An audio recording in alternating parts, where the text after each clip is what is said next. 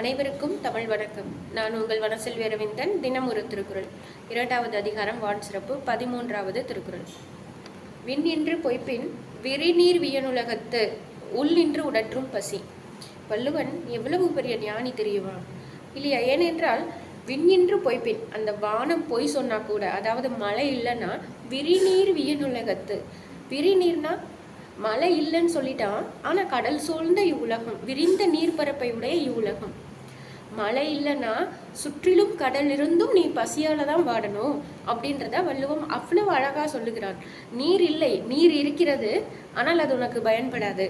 ஏன்னா அது கடல் நீர், உப்பு நீர் என்று தெளிவாக அழகாக சுற்றமமாக சொல்லியிருக்கிறான். இன்று நாம் கடல் நீரை குடிநீராக்கும் திட்டமெல்லாம் அறிவியலின் தொழில்நுட்பம் காரணமாக கொண்டு வந்தாலும் கூட இயற்கைக்கு புறம்பாக நாம் செய்கிற எல்லா வினைகளுக்கும் நிச்சயம் எதிர்வினை உண்டு என்பதையும் நாம் அறிவோம்.